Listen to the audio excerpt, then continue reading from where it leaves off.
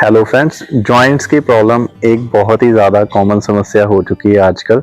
इसके बहुत सारे रीजंस होते हैं, तो उनमें से एक रीज़न यूरिक एसिड का ज़्यादा होना भी है, यानी कि high uric acid. Uric acid अगर हमारा बढ़ गया हो तो हमें कई लोग सलाह देते रहते हैं कि अब यूरिक एसिड बढ़ चुका है तो ये खाना बंद कर दो, वो खाना बंद कर दो।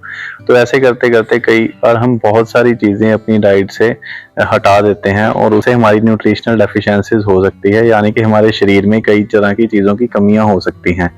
तो आज हम इस वीडियो में जानेंगे कि असल में हमें उसमें क्या चीज़ें खानी है और क्या नहीं खानी है अगर यूरिक एसिड बढ़ा हुआ है तो आइए हम वीडियो को स्टार्ट करते हैं। और इससे पहले मैं आपको ये कहना चाहूँगा कि आपने मेरे पहले वाली वीडियोस को बहुत प्यार दिया है और आपने उनको शेयर भी किया है, तो उसी तरह आप इस वीडियो को भी आप अपने फ्रेंड्स के साथ शेयर जरूर करें ताकि बाकी लोग भी इसका फ़ायदा उठा सकें, कि उनको भी इस चीज़ की नॉलेज हो कि यूरिक एसिड में क्या चीज़ें नहीं खानी चाहिए। तो चलिए अब वीडियो को स्टार्ट करते हैं। पहले हम ये जानते हैं कि यूरिक एसिड बढ़ता कैसे है। हमारे बॉडी में एक सब्सटेंस होता है, एक केमिकल होता है जिसको प्यूरिन्स कहते हैं।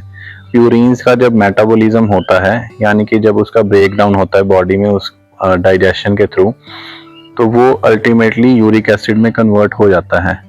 तो इसका मतलब ये है कि जिन फूड आइटम्स में, जिन चीज़ों में प्यूरिन्स पाए जाते हैं, उन चीज़ों का सेवन हम कम करें। तो हम ये जानेंगे कि वो किस किस चीज़ों में ज़्यादा होते हैं। और इसके साथ ही कई चीज़ें ऐसी भी होती हैं जैसे कि शुगर्स या कई तरह के और आइटम्स जिसमें डायरेक्टली प्यूरिन्स तो नहीं होते हैं, लेकिन आगे चल के उनकी बॉडी में कुछ मेटाबॉलिज्म के थ्रू प्यूरिन्स बन जाते हैं और यूरिक एसिड भी बन सकता है। पहले नंबर पर है मीट। कोई भी तरह का मीट, स्पेशली रेड मीट, उसमें हाई प्यूरिन कंटेंट होता है और ये हमारी बॉडी में यूरिक एसिड को बहुत ज़्यादा बढ़ा सकता है। तो हमें मीट का सेवन करते टाइम ये ध्यान रखना है कि हमारी डाइट में वो बहुत ही ज़्यादा मात्रा में ना हो, यानी कि हम उसका डेली सेवन ना कर रहे हों।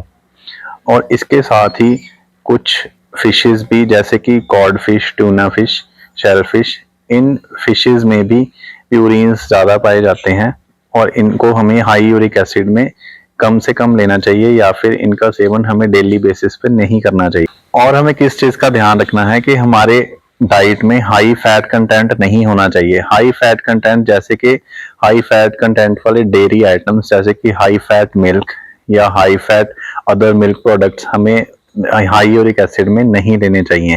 तो रेड मीट में भी फैट कंटेंट काफ़ी हाई होता है जो कि हमें यूरिक एसिड में लेना अवॉइड करना चाहिए। कुछ वेजिटेबल्स भी हमें हाई यूरिक एसिड में अवॉइड करनी पड़ती हैं, जिनमें के मुख्य तौर से स्पिनच, पालक, मशरूम्स, ब्रोकली, एस्पैरेगस। हमें ये तो नहीं करना चाहिए कि इनको खाना बिल्कुल ही बंद कर दें, लेकिन हमें इनकी मात्रा अपने डेली डाइट में कम करनी चाहिए या फिर इनको कुछ दिन छोड़कर ही हमें खाना चाहिए। बिल्कुल एकदम से सब चीज़ों को बंद करने से भी हमें न्यूट्रिशनल डेफिशिएंसीज हो सकती हैं। पल्सेस यानी कि दालें, जो साबुत दालें हैं उनका सेवन हमें हाई यूरिक एसिड में कम करना होगा, क्योंकि इनमें प्यूरिन कंटेंट ज़्यादा होता है और प्यूरिन कंटेंट ज़्यादा होने की वजह से ये हमारा यूरिक एसिड हाई कर सकते हैं। तो हमें ये वाली दालें तो नहीं खानी है, लेकिन जिनका छिलका उतरा हुआ होता है वो वाली दालों का सेवन हम कर सकते हैं। इसके साथ ही हमें चने भी खाने अवॉइड करने चाहिए हाई यूरिक एसिड में। ऑर्गन मीट्स, यानी कि जो हम मीट खाते हैं उसमें कई बार हम स्पेशली जैसे कि लीवर, ब्रेन या फिर किडनी का जो मीट होता है वो हमें खाने बिल्कुल ही अवॉइड करने चाहिए, क्योंकि इनमें प्यूरिन कंटेंट और फैट कंटेंट काफ़ी हाई होता है और इससे यूरिक एसिड बहुत ज़्यादा हमारा बढ़ सकता है। तो बाकी मीट के साथ साथ हमें ऑर्गन मीट को भी अवॉइड करना चाहिए, ये ज़रूरी है।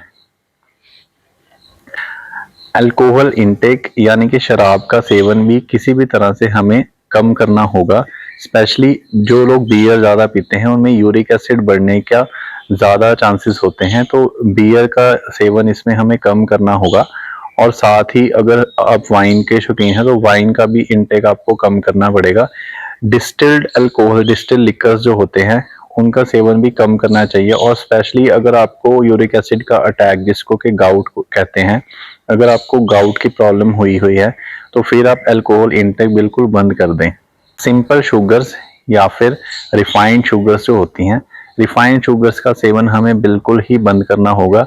रिफाइंड शुगर्स हमारी बॉडी के लिए और भी कारणों की वजह से नुकसानदेह होती हैं। इनका सेवन करना हमें काफ़ी कम कर देना चाहिए या फिर इनका सेवन ना के बराबर होना चाहिए। इनमें स्पेशली एक केमिकल पाया जाता है जिसको हाई फ्रक्टोज कॉर्न सिरप कहते हैं, यानी कि HFCS। ये बहुत सारी फूड आइटम्स में होता है, जैसे कि ब्रेकफास्ट आइटम्स या और बहुत सारी फूड आइटम्स, कैंडीज हो गई और रेडीमेड पैक्ड फूड हो गए, पैक्ड जूसेस हो गए, इसमें ये वाली शुगर पाई जाती है और ये हमारी बॉडी के लिए काफ़ी ज़्यादा नुकसानदेह हो सकती है। और यूरिक एसिड वाले मरीजों को तो इसका सेवन बिल्कुल नहीं करना चाहिए। तो आप जो भी कोई चीज़ खा रहे हैं, स्पेशली पैक चीज़, उसके ऊपर आप ये ज़रूर देखें कि उसमें रिफाइंड शुगर्स या फिर हाई फ्रक्टोज कॉर्न सिरप शामिल तो नहीं है, तो आप उसको अपनी डाइट से कम कर दें। आजकल वेट लॉस का ट्रेंड है और लोग ओट्स को बहुत ज़्यादा पसंद करते हैं वेट लॉस के लिए, लेकिन हमें यहाँ पर यह भी ध्यान देना होगा कि जो ओट्स है उसका अगर हम डेली सेवन करते हैं तो उससे हमारा यूरिक एसिड बढ़ सकता है। इसके साथ ही जैसे हमने और रिफाइंड शुगर्स की बात की है, तो रेडीमेड ब्रेकफास्ट जो आइटम्स होती हैं उसमें रिफाइंड शुगर्स भी शामिल होते हैं, तो ये वाली चीज़ें हमें अवॉइड करनी चाहिए। इस वीडियो में हमने जाना कि कौन कौन सी चीज़ें हैं, स्पेशली कौन कौन सी फूड आइटम्स हैं जो हमें हाई यूरिक एसिड में अवॉइड करनी चाहिए। और इनके साथ ही एक बहुत ही इम्पॉर्टेंट चीज़ है जो हमें बिल्कुल अवॉइड करनी चाहिए, वो है ज़्यादा वेट करना या फिर बिल्कुल ही होम रेमेडीज़ पे डिपेंड करना। यूरिक एसिड की प्रॉब्लम सिर्फ और सिर्फ डाइटरी कंट्रोल से पूरी तरह ठीक हो जाना पूरी तरह से संभव नहीं है। इसके साथ हमें मेडिकेशन लेना कई बार आवश्यक हो जाता है, तो उससे पहले आप अपने डॉक्टर को जरूर चेक करवाएं। और आपका यूरिक एसिड तभी कंट्रोल में आ सकता है जब आप दोनों चीज़ों को बैलेंस रखेंगे, यानी कि अपनी डाइट को भी और साथ के साथ अपनी मेडिकेशंस को भी। तो मुझे उम्मीद है कि आपको ये वीडियो बहुत ज़्यादा पसंद आई होगी और आपने पूरी वीडियो देखी होगी।